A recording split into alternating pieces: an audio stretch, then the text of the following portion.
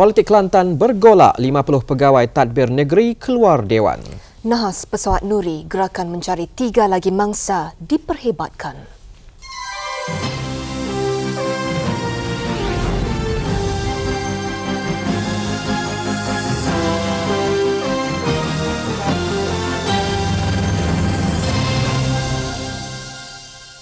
Politik di Kelantan bergolak lagi. Kali ini, lebih 50 pegawai tadbir negeri (PTN) bertindak keluar dari Dewan Undangan Negeri yang bersidang bagi hari keempat dan terakhir hari ini. Tindakan itu dilakukan kira-kira 5 minit selepas Dewan menyambung persidangan kerana berhenti rehat tengah hari. Ia sebagai membantah ucapan anggota PAS dari kawasan Mani Urai Ismail Yaakob yang dikatakan mengecam dan menghina Setiausaha Kerajaan Negeri Datuk Wan Hashim Wan Daud semasa membahaskan Belanjawan Negeri 1997 semalam. Tindakan mereka itu menyusuli tindakan serupa yang diambil sebelum itu oleh 17 daripada 18 anggota Dewan dari Barisan Nasional. Satu surat bantahan dikemukakan kepada Ismail. Surat itu ditandatangani bersama oleh 54 pegawai tadbir terbabit dan salinannya diedarkan kepada wakil media. Antara yang menandatangani surat itu, Timbalan Setiausaha Kerajaan Negeri Bahagian Pentadbiran Wan Muhammad Wan Konok, Timbalan Setiausaha Kerajaan Negeri Bahagian Pembangunan Kasim Muhammad, Pengarah Tanah dan Galian Negeri Nik Aznan Shah, beberapa penolong Setiausaha Kerajaan Negeri, Setiausaha beberapa buah majlis daerah dan pegawai unit perancang ekonomi negeri. Mereka mendakwa ucapan Ismail bukan sahaja mencemarkan kemuliaan Dewan, malah menjatuhkan imej pegawai tadbir negeri keseluruhannya. Tiada tindakan lanjut akan diambil terhadap 8 calon yang dilarang bertanding pada pemilihan pucuk pimpinan UMNO minggu lalu. Timbalan Perdana Menteri yang juga Timbalan Presiden UMNO, Datuk Seri Anwar Ibrahim berkata, kedudukan mereka dalam kerajaan dan parti juga tidak terjejas. Menurut Datuk Seri Anwar, keputusan pucuk pimpinan UMNO itu hanya bertujuan menghalang mereka terbabit daripada menyertai pertandingan dalam pemilihan 9 dan 10 Oktober lalu. Saya jelaskan bahawa sebenarnya keputusan yang dibuat adalah mendesak kerana kita tidak punyai waktu sebelum pemilihan. Oleh demikian, mereka telah tidak diberikan kesempatan untuk memberikan penjelasan kerana Presiden berpandukan kepada maklumat yang beliau percayai. Tetapi setelah berundi dengan Presiden semalam, beliau menyatakan bahawa mengulangi kenyataan bahawa tidak bermaksud untuk menghalang mereka dari aktif dalam politik atau kerajaan kerana mereka belum diberi kesempatan untuk mengetahui tuduhan secara spesifik dan jawapan secara spesifik. Jawapan secara umum telah pun mereka kemukakan. Tambahnya, mereka akan diminta memberi keterangan semula jika difikirkan ada kes lain yang memerlukan penjelasan. Mereka yang hilang kelayakan bertanding jawatan majlis tertinggi itu ialah seorang Timbalan Ketua Menteri, 4 exco Kerajaan Negeri dan seorang anggota Parlimen. Sementara itu, 2 calon dari Johor yang terbabit menyifatkan tindakan itu melegakan. Bagi saya, komen ini sangat bijaksana kerana Yang Amat Berhormat Timbalan Perdana Menteri faham perbezaan antara kerajaan dengan parti. Ini sekaligus menyelesaikan komen-komen yang lain yang menyatakan ada tindakan lanjut. Pucuk pimpinan parti pada Yang Amat Berhormat Datuk Seri Presiden dan juga Yang Amat Berhormat Datuk Seri Timbalan Presiden kerana telah dapat menyelesaikan masalah ini dengan cara yang amat baik. Sementara itu, Datuk Seri Anwar yang juga Menteri Kewangan mengesahkan kumpulan lain sudah menarik diri daripada usaha memulihkan syarikat keluli milik kerajaan Perwaja Steel Sendirian Berhad. As it stands, Lion has indicated their unpreparedness to participate in the Perwaja privatization scheme, and therefore Maju still holds 51% and the government holds the rest. Mengikut cadangan awal, kumpulan Lion memegang ekuiti 30%, kerajaan menerusi syarikat pelaburannya Khazanah Nasional Berhad 19% serta saham emas dan Maju Holding Sendirian Berhad 51%. Dalam pada itu, Datuk Seri Anwar menafikan Malaysia menjadikan perang perdagangan sebagai polisi. Malaysia katanya hanya mengenakan cukai tinggi pada jenis barangan tertentu dan bukan ditujukan kepada negara dan pengeluar produk terbabit. Menurut Datuk Seri Anwar, Malaysia hanya mengenakan cukai tinggi pada jenis barangan tertentu dan bukan ditujukan kepada negara dan pengeluar produk terbabit. Kereta mewah adalah antara contoh barangan yang dikenakan cukai tinggi. It is high only to the very, very expensive luxurious cars because the conventional wisdom say you can afford a very expensive car, you can afford to pay a little extra tax.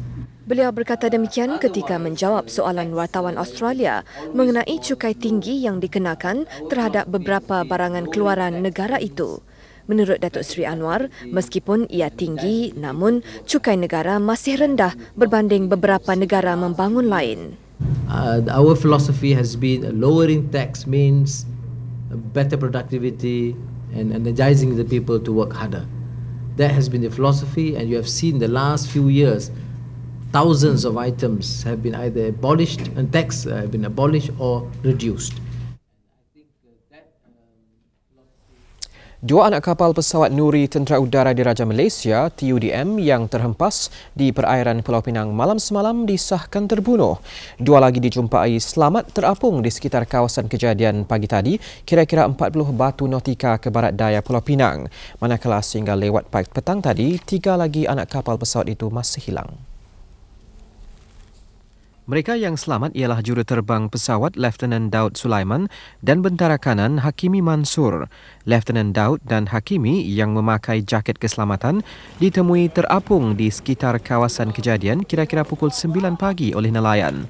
Kapal Tentera Laut Diraja Malaysia TLDM kemudian memindahkan mereka ke KD Perkasa untuk dibawa ke pelabuhan Swettenham, Pulau Pinang. Mereka kemudian dibawa ke Hospital Pulau Pinang untuk menerima rawatan. Lieutenant Daud cedera di kepala manakala Hakimi cedera parah di leher, kepala dan muka. Keadaan mereka dilaporkan stabil. Turut berada di hospital Ketua Menteri Pulau Pinang Tan Sri Dr. Koh Sukun serta ahli keluarga mangsa dan pegawai kanan TLDM. Mayat 2 anggota terkorban, Laskar Udara Kanan Muhammad Ghazali Hanafiah dan Kopral Udara Abu Bakar Abdul Hamid dibawa ke Hospital Seberang Jaya.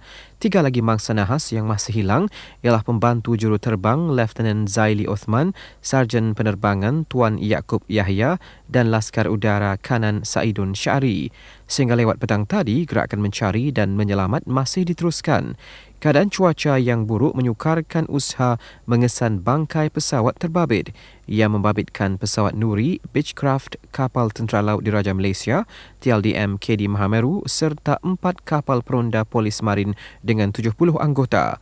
Helikopter itu terhempas ketika usaha menyelamatkan seorang kelasi kapal Jupiter 2 yang melecur terkena minyak panas untuk diterbangkan ke Hospital Pulau Pinang. Nahas helikopter Nuri TUDM semalam adalah yang ke-12 membabitkan pesawat itu atau nama asalnya Sikorsky S-61 buatan Amerika Syarikat. Perkhidmatan Nuri pernah digantung pada tahun 1991 berikutan peristiwa sebuah pesawat jenis itu meletup ketika mendarat di Banding, Perak. Dalam kejadian itu, 6 anggota tentera terbunuh. Helikopter Nuri yang mula digunakan TUDM sejak 1968 sudah meragut 60 nyawa tidak termasuk kejadian terbaru semalam. Nas pertama yang membabitkan pesawat ini berlaku di Sarawak pada 25 April 1969 yang mengorbankan 4 anggota TUDM. Pada 1976, 11 anggota pasukan keselamatan terbunuh apabila Nuri terhempas dalam hutan tebal setelah ditembak pengganas komunis di Gubir Kedah. Pada 1981, 2 pegawai TUDM terbunuh manakala 13 lain cedera dalam nahas di 30 batu nautika dari lapangan terbang Kuching. Dan pada Julai tahun yang sama, nahas di Batu Melintang, Perak menyebabkan 4 cedera. 3 lagi nahas berlaku pada 1989. Dalam ketiga-tiga kejadian itu, 37 orang termasuk 16 pegawai tentera, 15 anggota pasukan polis hutan PPH serta seorang wanita dan 2 anaknya terbunuh.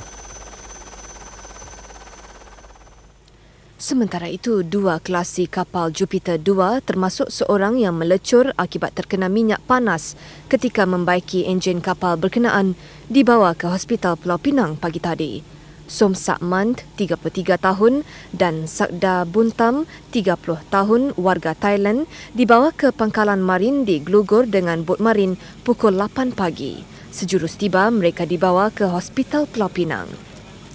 Kira-kira pukul 6.30 petang semalam, Pusat Menyelamat dan Menyelaras Maritim MRCC di Pelabuhan Kelang menerima panggilan kecemasan dari kapal Jupiter 2 meminta bantuan bagi membawa anak kapalnya ke hospital.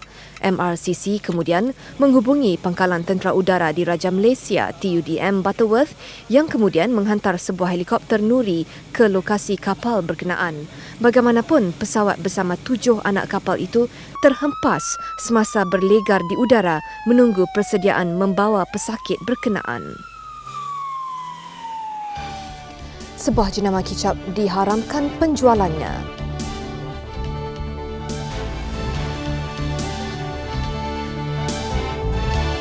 Satu lagi daya tarikan akan muncul di Langkawi.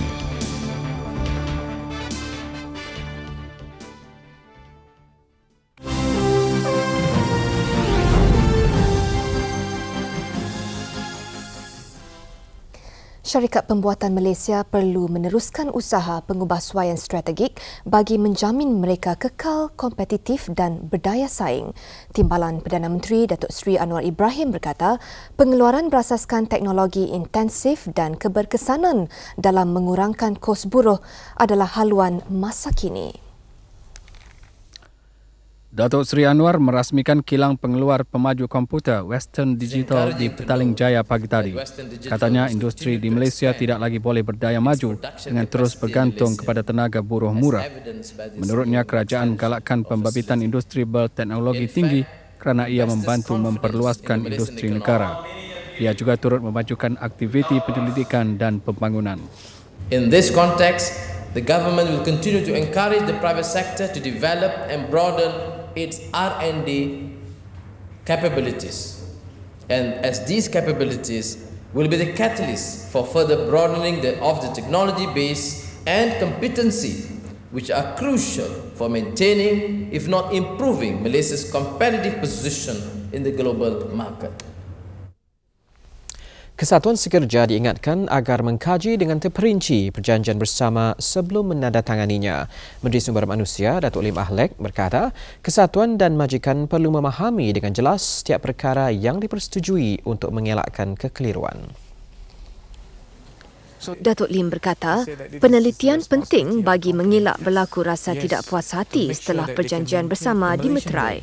Ditandatangani timbul masalah lah sedikit sebanyak tu oleh kerana terma dalam CA itu yang beberapa masalah yang timbul selepas CA ditandatangani. Tapi masalah itu tidak begitu tak begitu serius. Sebelum itu, Datuk Lim menyaksikan majlis menandatangani perjanjian bersama di antara Hitachi Consumer Products Sdn Bhd dengan Kesatuan Pekerja Hitachi Consumer Products Sdn Bhd. Hitachi Consumer Products Sdn Bhd diwakili pengarah urusannya Ai Ichikawa, manakala kesatuan oleh Presidennya Nordin Muhammad Ali. Lebih 1,600 pekerja dijangka mendapat faedah hasil perjanjian ini. Antaranya perbincangan berhubung kenaikan gaji pada setiap tahun dan perubahan grade jawatan. Kita rasa amat puas hatilah dengan apa yang telah kita capai, dengan banyak perubahan-perubahan dari segi benefits. Dan yang lebih utamanya, ini kita telah dapat berbincanglah, dapat peluang berbincang bersama-sama, bertukar-tukar fikiran dan banyak pengetahuan-pengetahuan yang selama ni kita tak tahu. Pihak management telah bagi pengetahuan bagi kita lah.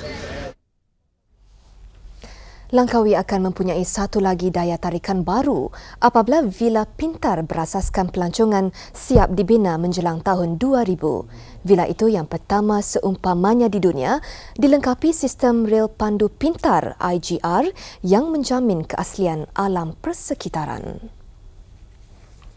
Majlis menandatangani Memorandum Persefahaman MOU antara pihak terbabit dengan projek ini berlangsung di Ibu Negara. Pemaju projek IKAS Development Sdn Berhad diwakili Presidennya Zaki Said.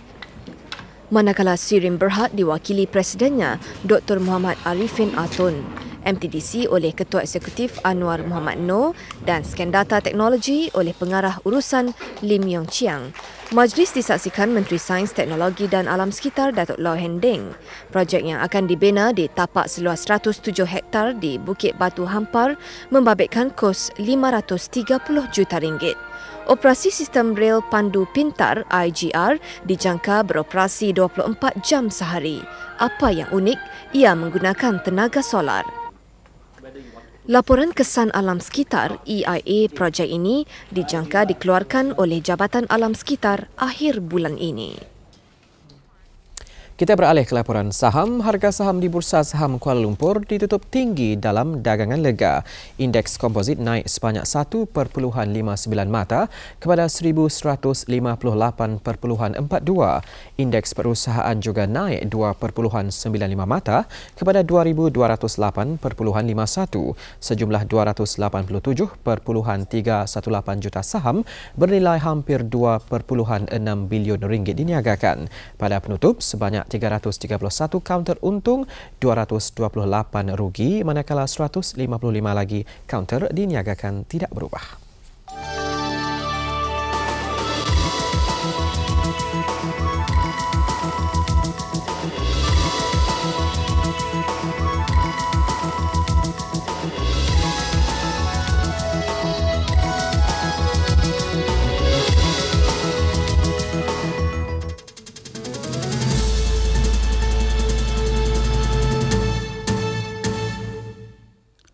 Sementara itu, indeks komposit di Bursa Option dan Kewangan Hadapan Kuala Lumpur (KLOF) ditutup tinggi. Kontrak hadapan Oktober ditutup 4.4 mata kepada 1159.0.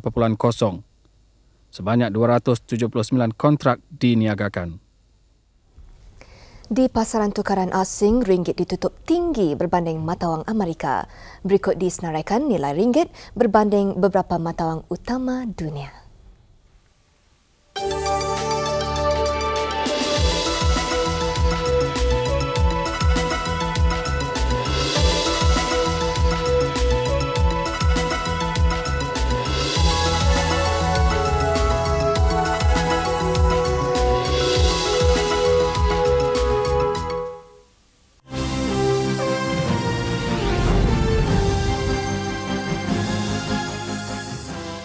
Lebih 15 keluarga di Cameron Highlands dipindahkan sementara berikutan kejadian tanah runtuh dan banjir berhampiran rumah mereka.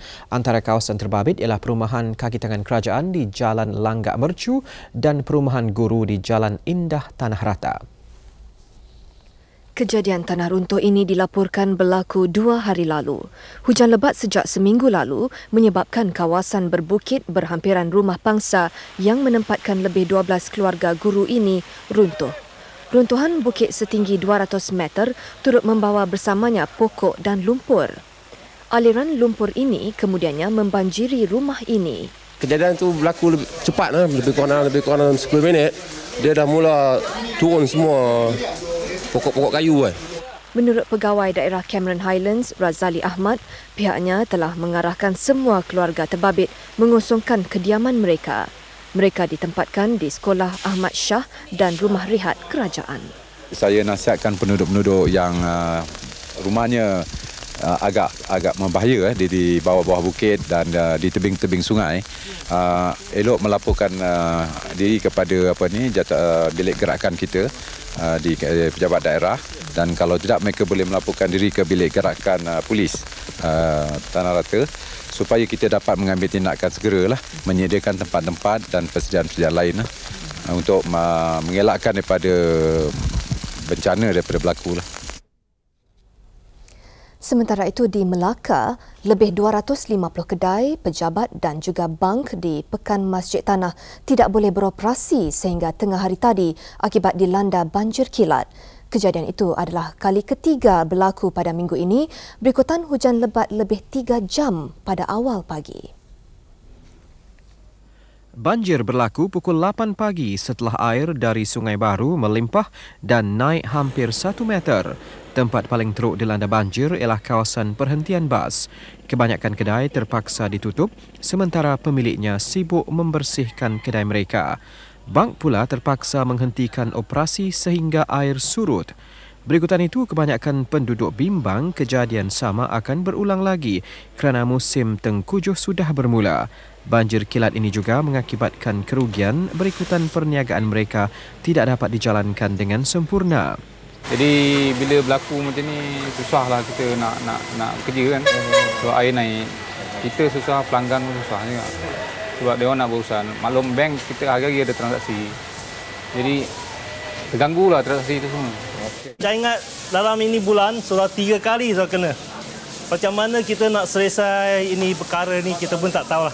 Tak, kita harap kerajaan atau macam mana cepat sikit kasih dia. Masalah ni air kita pun susahlah sini ni. Kita pun penduduk sini pun tak tahu macam mana nak cakap lah. Sementara itu, tinjauan juga mendapati air sungai melimpah mengakibatkan beberapa kawasan tebing sungai runtuh. Isnin lalu, Ketua Menteri Datuk Seri Mohamad Zain mengumumkan peruntukan lebih 9 juta ringgit. Peruntukan itu bagi projek melebarkan sungai dan membina 3 jambatan di beberapa kawasan negeri Melaka yang selalu dilanda banjir kilat. Bangunan bekas Ibu Pejabat Balai Polis Daerah Dangwangi di Jalan Tun H.S. Lee musnah dalam kebakaran petang tadi. Kejadian berlaku pukul 2.30 petang. Kebakaran ini disedari seorang anggota bomba yang membuat rondaan di kawasan berhampiran. 4 jentera bomba dari Sentul dan Pudu serta 2 dari Jalan Hang Tuah bergegas ke tempat kejadian setelah menerima panggilan kecemasan. 30 anggota bomba mengambil masa 10 minit untuk mengawal api daripada merebak ke 2 lagi blok berhampiran yang tidak lagi digunakan. Bangunan ini sudah lama dikosongkan selepas Ibu Pejabat Daerah Polis Dangwangi berpindah ke Balai Polis Jalan Stadium awal tahun lalu. Hanya fail dan dokumen lama sahaja ditempatkan di bangunan ini. Sebahagiannya musnah terbakar. Tiada kemalangan jiwa dan kecederaan dilaporkan. Menurut Ketua Operasi Bomba Hashim Rashid, punca kebakaran masih disiasat. Dewan Bandaraya Kuala Lumpur DBKL mengutip denda lebih 6 juta ringgit berhubung pembuangan sampah untuk tempoh 8 bulan pertama tahun ini. Menteri Perumahan dan Kerajaan Tempatan, Datuk Dr. Ting Chiu Pei berkata, jumlah itu mencerminkan sikap warga kota yang mengambil mudah soal kebersihan. Datuk Dr. Ting melakukan pemeriksaan mengejut di beberapa kawasan di sekitar bandaraya, antaranya Jalan Raja Laut, Jalan Chaukit, Pasar Besar Sentul dan Taman Datuk Senu Sentul. Beliau diiringi Datuk Bandar Tan Sri Kamaruzaman Sharif dan Ketua Pengarah DBKL Datuk Nordin Razak. Menurut Datuk Dr. Ting, pemeriksaan seumpama ini akan dijalankan dari masa ke masa oleh beliau dan kedua-dua timbalannya. Tujuan kami bukan untuk mencari fasal, untuk mencari kelemahan semata-mata. Tujuan kami ialah untuk membantu pihak berkuasa tempatan, berbincang dengan pihak berkuasa tempatan untuk memperbaiki keadaan di kawasan masing-masing. Beliau turut merakamkan rasa kesalnya atas sikap penjajah yang tidak menghiraukan soal kebersihan meskipun pelbagai kemudahan disediakan. Sehingga kini kos penyelenggaraan sampah sarap yang ditanggung di BKL menjangkau 104 juta ringgit. Dalam pada itu, beliau berkata kajian terperinci berhubung kerja kemasyarakatan menggantikan denda sedang dilakukan oleh Jabatan Kerajaan Tempatan. Ia dijangka menjadi alternatif kepada hukum denda sekarang. Mahkamah Magistrate Petaling Jaya hari ini menangguhkan perbicaraan kes bunuh seorang pengarah syarikat kepada 5 Disember depan. Penangguhan itu bagi membolehkan laporan kimia disiapkan. Seorang wanita dan dua lelaki dituduh membunuh Victor Chu Ki Bun dengan menyimbah asid ke atasnya. Chong Mei Ling, 36 tahun, M. Dasantran, 25 tahun dan V. Ramesh, 20 tahun dituduh melakukan perbuatan itu di nombor 13 Jalan Bandar Kiara, Puchong, 12 Julai lalu. Mereka dituduh membunuh dengan niat bersama menurut Seksyen 304 Kanun Keseksaan dan boleh dihukum mengikut Seksyen 302 Kanun Keseksaan yang membawa hukuman gantung mandatori. Pendakwaan dilakukan oleh Pegawai Pendakwa Raya N. Naraisamy. Chong dibela Peguam Muhammad Syafi'i Abdullah, manakala M. Dasantran diwakili S. Sundram dan V. Ramesh oleh R. V. Lingam. Perbicaraan berlangsung di hadapan Magistrate T. Lili. Berkuat kuasa serta-merta, semua premis jualan runcit di Sabah diarah menghentikan penjualan kicap cair cap ayam yang didapati mengandungi bahan pengawet diharamkan. Perintah itu dikeluarkan Mahkamah Magistrate Kota Kinabalu selepas kicap itu disahkan mengandungi asid benzoid yang boleh menyebabkan bara. Semalam, Magistrate Ummu Kalthum Abdul Samad mengenakan denda RM3,500 atau 75 hari penjara ke atas pengurus kilang kicap terbabit. Wong Peng Po, pengurus kilang Hing Wah and Foodstuff Sendirian Berhad, mengaku melakukan kesalahan itu di pejabatnya di kawasan perindustrian Light, Lok Kawi, 27 Mac lalu. Wong dituduh mengikut Seksyen 13-1 Akta Makanan 1983 yang membawa hukuman 5 tahun penjara atau denda. Serentak itu, Magistrate Ummu Kalthum memerintahkan pemberhentian penjualan kicap jenama itu. Menurut jurucakap Jabatan Kesihatan Sabah, kilang terbabit dilaporkan menjual dan mengedar kicap berkenaan sejak setahun lalu. Ujian kimia Jun lalu mendapati ia mengandungi 1,304 mg asid benzonik. Asid yang diguna sebagai bahan pengawet itu diharamkan penggunaannya mengikut Akta Makanan 1983. Bagaimanapun, setakat ini Jabatan Kesihatan Sabah belum menerima apa-apa laporan kesan penggunaan kicap berkenaan. Sementara itu, tinjauan kami ke kedai runcit dan pusat membeli belah di sekitar Kota Kinabalu mendapati kebanyakannya sudah menghentikan penjualan kicap soya cair cap ayam. Menurut peniaga yang kami temui, penjualan kicap ini laris seperti jenama lain. Penjualannya dihentikan sejak semalam setelah berita pengharaman kicap ini disiarkan di akhbar tempatan. Sekarang kami sudah tidak boleh jual sudah angkat baliklah itu ini barang. Saya tahu melalui surat khabar ini kicap ada asid, kami tidak jual lagi. Dulu ada laku sikit, sekarang tidak jual sudah. Kenapa tidak jual? Habis sekarang tidak boleh jual. Bagaimanapun masih ada segelintir peniaga yang menjual kicap ini kerana tidak mengetahui ia diharamkan. Laku itu. Jadi sekarang ada dengar ke kerajaan bilang sekarang ni kicap tidak boleh makan? Dengar.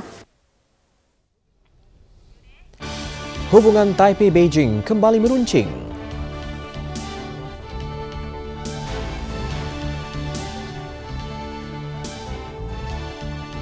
Rundingan PLO rejim Tel Aviv tunjuk permulaan positif.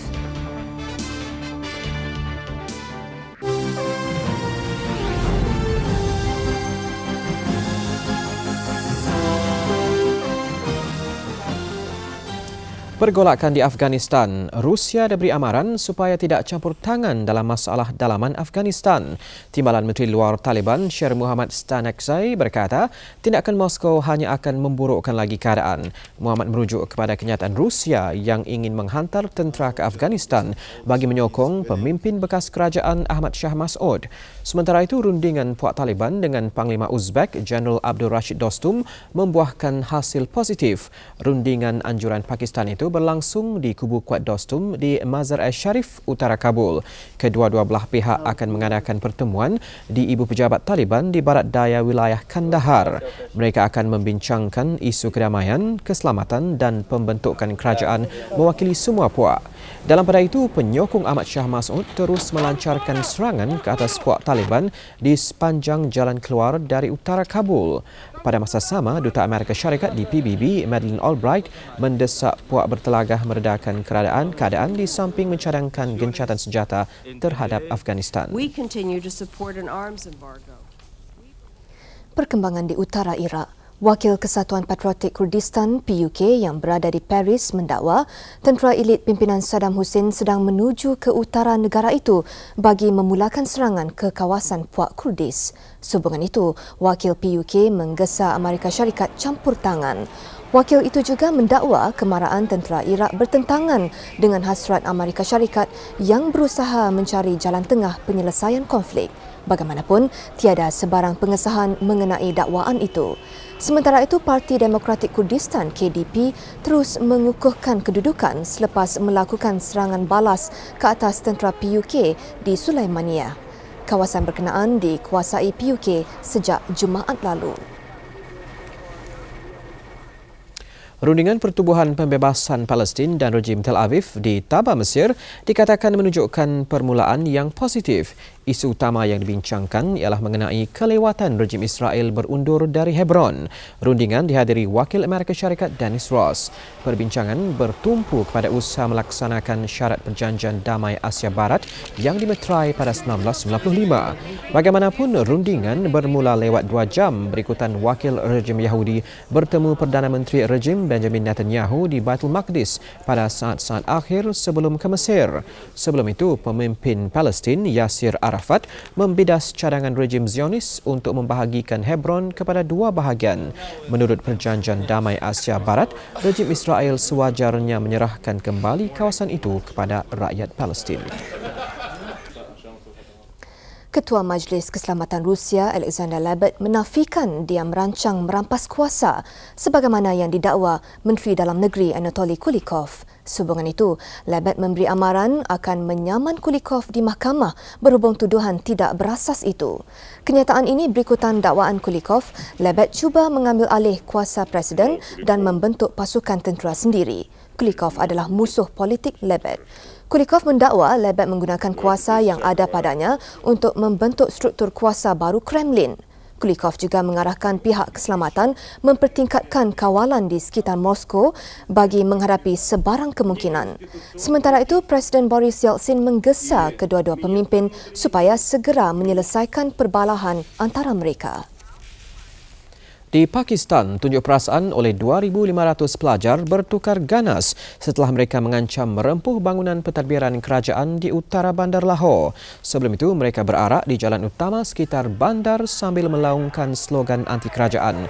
Mereka membantah rancangan kerajaan menswastakan beberapa institusi pengajian tinggi. Polis anti-rusuhan melepaskan gas memedih mata bagi menghalang kemarahan penunjuk perasaan. Mereka juga menyerang 3 balai polis perasingan, merampas senjata dan menculik seorang anggota polis. Bagaimanapun, polis berkenaan dibebaskan kemudian. Perusuh juga membakar beberapa kenderaan. Pada 27 Oktober ini, Parti Pelajar Jamaah Al-Islami merancang melancarkan mogok 1 juta orang di Islamabad. Tindakan itu sebagai bantahan terhadap kerajaan pimpinan Perdana Menteri Benazir Bhutto. Hubungan Taipei-Beijing kembali runcing apabila Taiwan melakukan latihan ketenteraan di perairannya. Latihan yang diadakan di Pangkalan Tentera Laut Daerah Pintung ini membabitkan 80 kapal dan lebih 10,000 tentera. Beijing mendakwa latihan ini sebagai persediaan pertahanan untuk menentang China. Bagaimanapun, jurucakap tentera Taiwan, Kung Fanting berkata, ia adalah latihan biasa dan tiada implikasi politik. Malah, katanya, Taiwan sanggup menangguhkan latihan berkenaan sejak April lalu agar tidak meruncingkan lagi keadaan. Tahun lalu, China mengadakan latihan ketenteraan berhampiran Taiwan semasa pilihan raya Presiden pertama negara itu.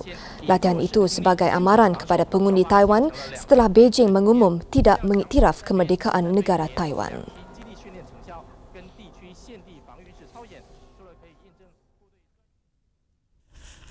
Menjelang kejohanan bola sepak 5 sebelah futsal di Barcelona November ini, pengurus pasukan Del Akbahan terus bertegas dan enggan berkompromi dengan pasukan negeri.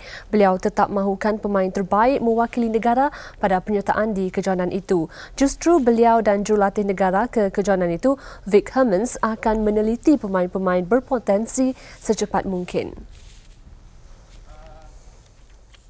Hermans yang tiba semalam ditugaskan membantu pengurus pasukan Del Akbahan mencari pemain terbaik.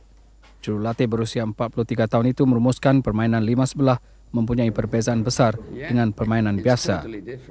Justru kedua-dua tokoh yang bertanggungjawab menaikkan martabat negara pada penyertaan sulung itu membayangkan tidak akan bertolak ansur dalam pemilihan pemain. We are trying very hard to work out on the best available players, knowingly that there are some resistance from states. So we are working with Vic. In fact, this afternoon we are taking Vic to see Selangor in training. Pemain yang tidak terbabit pada pertandingan Piala Malaysia juga akan dipanggil jika mereka berpotensi. Hermans yang mempunyai pengalaman luas dipilih pemain terbaik kejohanan 5 sebelah dunia 1989 dan dia meramalkan Malaysia bakal berdepan tugas mencabar di Barcelona. It is a hard competition. Never before one other country came in the next round when they played the first time on the World Championships. Never. That means we must be honest to each other. I do my best to come in the next round, and when we come there, we did a very good job. Hermans berasal dari Belanda tetapi menetap di Belgium. Dia dijangka pulang ke Brussels Ahad ini untuk mengatur beberapa perlawanan persahabatan di Belanda, Belgium dan Spanyol. Skuad negara dijangka berlepas lebih awal untuk menyesuaikan diri serta menimba pengalaman menerusi perlawanan persahabatan. Sementara itu, aksi bekas bintang-bintang dunia seperti Junior, Alessandro Altobelli dan Peter Shilton menjadi tarikan utama bola sepak pantai cabaran Mark 7 di Stadium Negara 2 dan 3 November ini. 4 negara, Brazil, England, Itali dan Malaysia selaku tuan rumah menyertai kejohanan kelayakan sebelum pusingan akhir di Miami, Amerika Syarikat Januari depan. Turut memeriahkan kejohanan ialah bekas wira Piala Dunia Itali, Claudio Gentile, manakala Peter Shilton, Terry Butcher dan Paul Marina menguatkan cabaran England. Malaysia akan diwakili bekas pemain negara Ong Yu Tiang, Khalid Ali, James Wong, Han Hun Ming, Hassan Sani dan Michael Pelani. Pelancaran kejohanan diadakan di Sri Pentas petang tadi. 3 event Sdn Bhd anak syarikat TV3 bertindak selaku penganjur manakala Mark 7 penaja utama. Pada sidang media itu, 3 event diwakili pengurus besarnya Rushan Ruslan, sementara Mark 7 diwakili pengurus besar kumpulan pemasaran James Lee. Kerajaan meraih hadiah wang tunai RM150,000 selaku juara Liga Perdana tidak melupakan Sabah akan erti simpati. Skuad negeri di bawah bayu itu bersepakat menderma RM5,000 kepada pemain import Terengganu mendiang Alexander Kochikov yang mati Ahad lalu. Pengumuman dibuat Setiausaha Kehormat Safa Ansari Abdullah selepas mesyuarat jawatan kuasa yang turut dihadiri jurulatih Ronald Smith dan pemain. Tambahnya, baki RM145,000 akan digunakan bagi pembangunan bola sepak negeri selepas pemain bersetuju menolak ganjaran berupa wang ringgit. Sebaliknya, mereka mahukan ganjaran berbentuk percutian ke luar negara selama 2 minggu. Dalam perkembangan lain, Safa akan mengambil tindakan undang-undang terhadap kumpulan The New Straits Times Press berikutan laporan akhbar kumpulan itu yang dikatakan mempunyai unsur fitnah. Kami amat kecewa dalam mana satu majalah bulanan bola sepak iaitu Football yang dicetak atau dikeluarkan oleh New Straits Times dalam isu atau pengeluaran bulan Julai memanggil kepimpinan Safa ini dalam bahasa Inggris a bunch of creeps. Tidak tahulah, dalam pengertian saya a bunch of creeps ini lebih kurang kita ini digelar hantu. Menurutnya, kritikan seumpama itu tidak wajar kerana ahli majlis Safa dianggotai pemimpin yang mempunyai kedudukan yang tinggi. Bagaimanapun, Safa bersedia berbincang dengan kumpulan akhbar itu sekiranya Persatuan Wartawan Kebangsaan NUJ dan Persatuan Penulis Sukan Malaysia SAM menjadi orang tengah. Bola sepak juara klub-klub Eropah. Bekas juara Eropah Ajax Amsterdam kembali memulih maruah selepas membenam Glasgow Rangers 4-1 di gelanggang sendiri. Kemenangan itu membolehkan Ajax mengetuai kumpulan A dengan 6 mata daripada 3 perlawanan. Ajax mengatasi Grasshopper Zurich dengan kelebihan jaringan selepas klub Switzerland itu tewas 0-1 kepada Auxerre. Kumpulan B pula menyaksikan juara Jerman Borussia Dortmund menang tipis 1-0 ke atas Atletico Madrid. Bekas juara Steaua Bucharest kekal di tempat ketiga setelah mengalahkan Widzew Łódź dari Poland 1-0. Saingan kumpulan C tidak kurang hebatnya.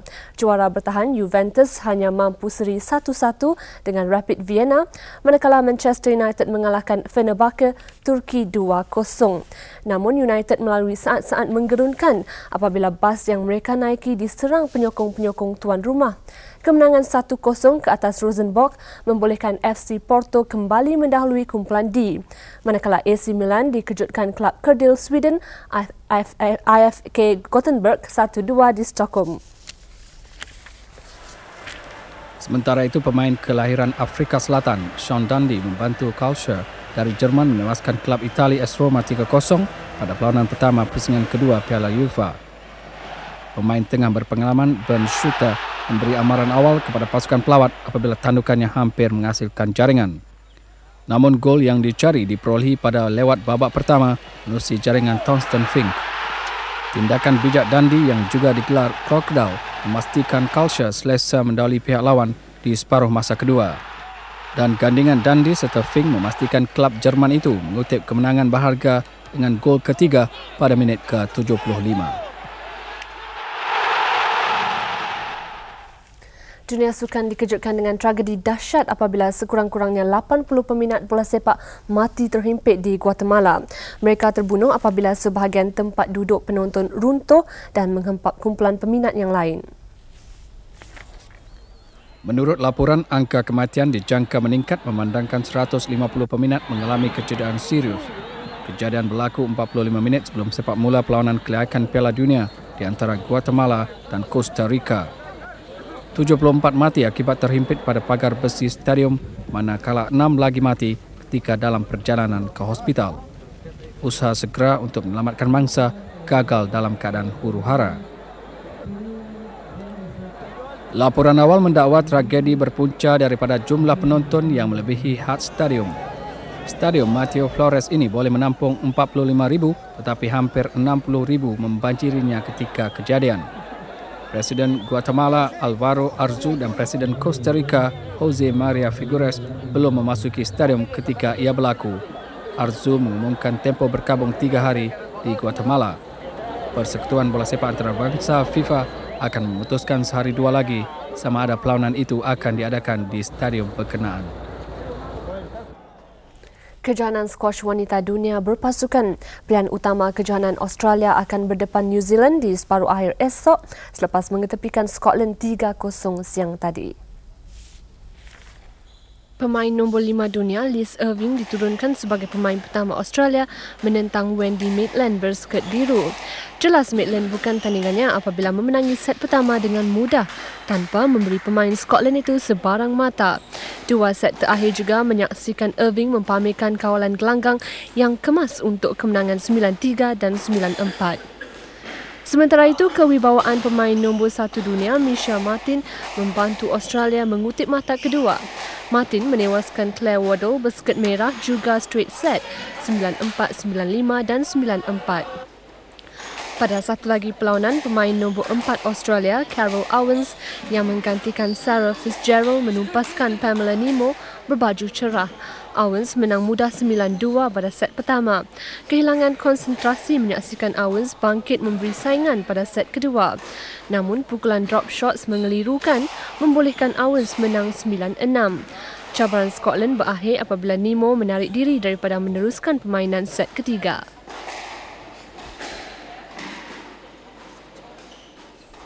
Keputusan penggunaan dadah jenis furosemide yang dikesan positif pada ujian air kencing pelari pecut negara Azmi Ibrahim masih menemui jalan buntu. Jawatan kuasa penyiasat yang diketuai Presiden KOAM, Datuk Khalid Yunus, tidak mengeluarkan sebarang kenyataan sekalipun bertegas akan melakukannya petang tadi. Menurut Datuk Khalid, jawatan kuasa penyiasat tidak boleh membuat sebarang keputusan. Sebaliknya, mereka akan menyerahkan laporan siasatan untuk pertimbangan ahli majlis KOAM sebelum diserahkan kepada Persekutuan Olahraga Amatur Antarabangsa IAAF. Petang tadi Azmi ditemani peguamnya Datuk Harani Muhammad Noor dan abangnya Zulkifli Ibrahim. Sejurus selesai siasatan, Azmi meninggalkan jawatan kuasa siasatan tanpa sebarang komen kepada pihak media.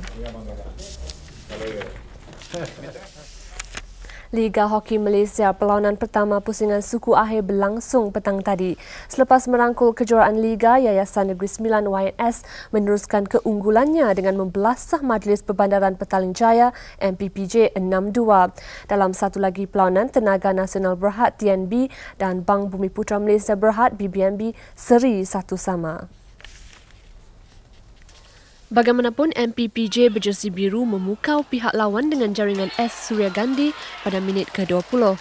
Namun, YNS pantas membaiki kepincangan apabila menyamakan kedudukan hasil pukulan sudut penalti Maninderjit Singh 6 minit kemudian.